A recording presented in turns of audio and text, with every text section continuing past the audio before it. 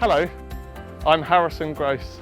Today we embark upon the remarkable journey of my great-great-grandmother Margaret Amelia Grose and her enduring legacy of the Thurlestone Hotel. They faced adversity moving from Cornwall in the late 1800s. Their cattle suffered disease and they had to end their farming endeavour. She realised though there was a market for travellers coming to the village to play golf. She set up a bed and breakfast here, which was very successful. Today we're going to embark upon the remarkable journey which tells the story of how the Thurlestone Hotel was founded.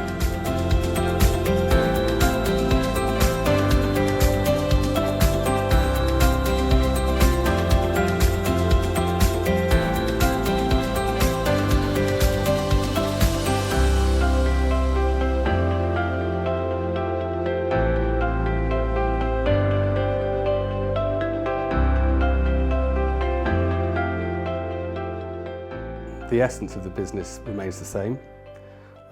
So providing hospitality is what we do. It's a people business. We engage with people all the time when they're with us, making sure that we're delivering what they want from their holiday or their break with us.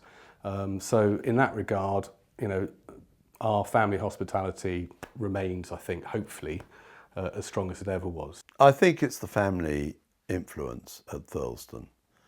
Which is not unique, but it is quite unique in the longevity of it. There aren't many other hotels that were established in 1896 or before that are still in the same family ownership. Usually one of the generations has decided to cash in their chips. The thing that sets Thurlestone apart from other hotels, I would say, is the ownership, the family ownership. We still hold a cocktail party or a drinks party for our guests every week, where I will go and interact. We buy everybody a glass of fizz and we have a chat, and it comes over again and again and again. You can tell this is a family-run business. You can tell this isn't a corporate entity. It's so different, and that's what we value. But I actually knew, I think I'm the only one left who actually knew Margaret Amelia, in the sense that she was alive when I was alive.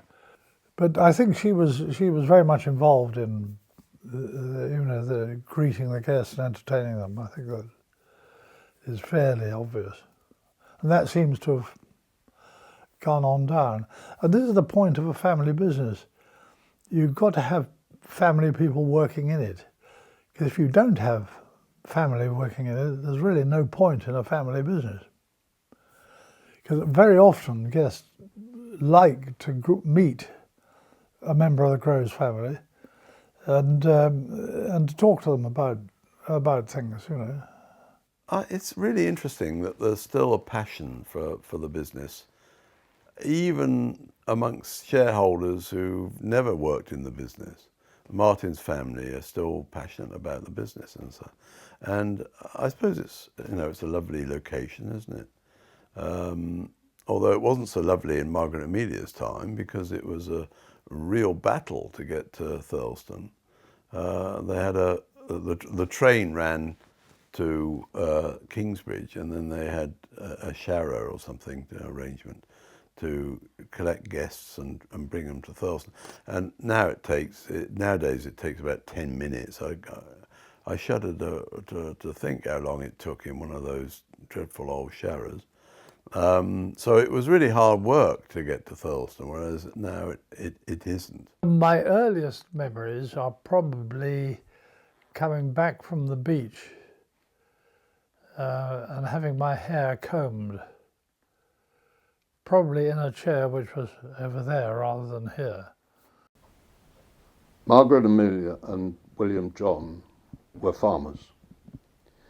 They farmed over at South Hewsh. And they had a dreadful occurrence. Their cattle had to be slaughtered because they had disease. I can't remember the disease now, but it was around. So they had to slaughter all their stock, and therefore they weren't in a position to pay the rent on the farm, and so they had to scratch their heads and think what they were going to do. One of the options was to rent the farmhouse, which is now the Village Inn, in Thurlestone. which they did, and they started a B&B. And that's how it all started. She ran this B&B and with William John, and she had 4 boys, children, which she had to bring up at the same time as running this business. The business took off, seriously took off in a big way, because the motor car was just getting popular. And she needed to develop, so she did develop the business by building what do you say? I think it was a wooden constructed building which had rooms in it which she could let to people. She also had she was a skilled cook, and she cooked what people wanted. Well, not only the vision, she had the need to start it. I mean, that's why it was started. She had to earn more than that small holding of 40 odd acres was going to give her to educate her sons. And she was successful in that, because after all, they all had good schooling. My father went to Oxford. Uncle Howard had a degree in engineering. Quite what Jim did, I'm not sure, but he went into banking. The only one, who sort of stayed behind, in a sense, to run the business with her was Bert, which in a way is why all you guys are. I think she must have been a very far-seeing lady, and William John as well. They took some risks, and when it came to buying Thurlestone Hotel, I think it was in 1916. So she could buy the land which the hotel is on. She also bought the land here that this estate is built on, and I can't remember exactly how much, but she went over her budget, and she got somebody, a knight of the realm, sitting next to her who she knew well and was advising her. And he said, go on, Millie, do it. And she did, and she bought it, which was great, because she was renting up to then from Brunskill. And Brunskill lived up in the Downs Hotel, well, what is now the Downs Hotel. It was a private house. It's now flats, I think. So things have moved on there as well. Margaret Amelia herself was very much involved with the business itself, with the guests and so on. Because I remember there's a famous quotation somewhere, which she used to preside at breakfast, always. I mean, she was there and would serve people prunes for breakfast, you see. There's a very interesting visitor's book from 1918 or so, where somebody's written in it, "When will the Groses cut down their prune tree?" Because she always sort of gave prune for breakfast. And I always remember noticing my father, throughout his life, had prunes at breakfast. And that obviously came from those days. I remember there was a story about Margaret Amelia when the Prince of Wales, who became Edward VII, I think, came to have a meal at the pub. And he was at Dartmouth at the time, at BRNC Dartmouth with the Navy, learning how to be an officer. And they would take golf balls down to the tide line and then knock the golf balls back to the door of the pub, what is now the pub, used to be Thurlestone House boarding house. And then they'd go in and they'd have a meal, and whoever lost the golf match would pay for the meal. But also the equerries were there, there was still a sort of security, and the equerry didn't think it was a very good idea for them to just get champagne straight out of the bottle, so they'd decant the champagne into enamel jugs and then pour it out of the jugs. So it didn't look too opulent or, going over the top. And one of the times they all sat down, apparently the Prince of Wales had his elbows on the table, and great-grandma said, Your Royal Highness, please take your elbows off the table. Or bows, was it? Something like that. Your bones. Yeah, your bows, yeah. Anyway, the Prince of Wales got told off. And yeah, she must have been a very powerful lady. They came up in 92, 93, something like that, because they were about a year over at Court Barton before they lost the herd. And they started the taking paying guests, I think, in 95 over here. So they must have made that decision very quickly, having moved over here, to actually start the paying guest business. They're there because the farmhouse was there. Because they were running the business out of the farmhouse, 12 bedrooms, 12 bedrooms, 2 bathrooms, stuff, and where the pub is now. And the hotel was built on to that. I mean, the first extension was a wooden one out at the back, where they, as I said, they'd never turned down a booking. If they hadn't got room, they built one. But then, of course, they built what we call the mansard wing, which is the building out to what is now the front door of the new building. That thing that comes away from the road and outwards. That was built, I think, around 1908 or so. I would suspect that there was much less regulation in her day, in the early days at least, and planning restrictions. I don't think that they had too much problem with planning, because they put 2 big investments into the hotel in 1920 and 1930, and it can't possibly be much planning permission needed, because look at the grotesque nature of what you see. And then the rest of the building, the main part of the new, what my father used to call the biscuit factory, a huge, great, monstrous white thing, started in 1922-23. It was interesting that, and then the second bit, which added the 3rd floor and extended it outwards beyond the arch, was 1933-34. Those are always times of recession, which was interesting because they did their main investments during times of recession, which probably meant that they could get good prices from the builders for the work they were doing. In terms of regulation, it was easier, and probably in terms of employment as well.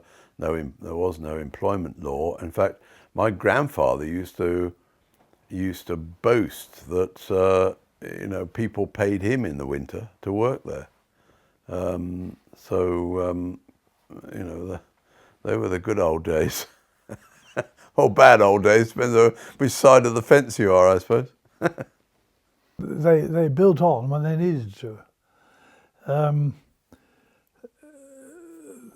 The farmhouse, of course, was converted also into a bar to some extent, which was because the landlord asked us to do that on condition that he allowed us to take paying guests. We had to have a bar because the village needed a pub. And that's why the village weren't particularly keen on one aspect of our business. The other aspect was that they didn't like trade. The whole thing was trade, and they rather turned their noses up at trade. And that's why, as I say, they felt there was a good chance that there might be petitions against the renewal of the lease in the early 1920s when it came up for renewal, and why they bought this bit of land here and built this house to be able to continue the business if they'd been chucked out of the farm. In fact, they weren't chucked out of the farm, they were able to buy the farm and then add on bits But as I say, the main building of the new white building that's there started in 1922, 23, and then 10 years later they continued that extension. So it showed they were generating cash at that time to be able to fund that sort of expansion. I would think that the thing I'd like to have known more about her personality, I think, and how she dealt with the staff in a different era, and whether how kind she was or not kind she was towards them, because it was clearly a different management style that people had.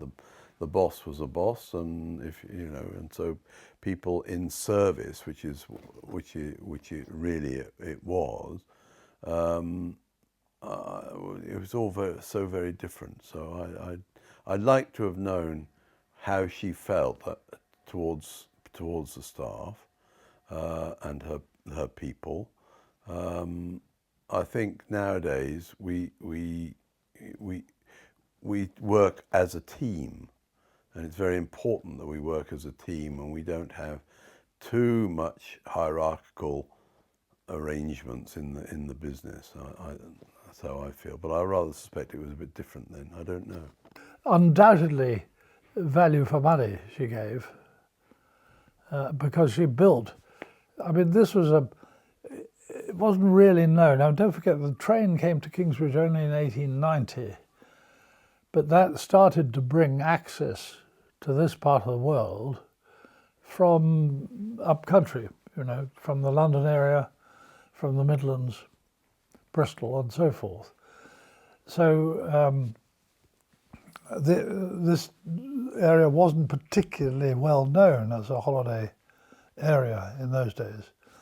The main business down here was agriculture, which is why my grandparents came up from Cornwall here, because they thought they could run a better agricultural business here than they could down in Wadebridge.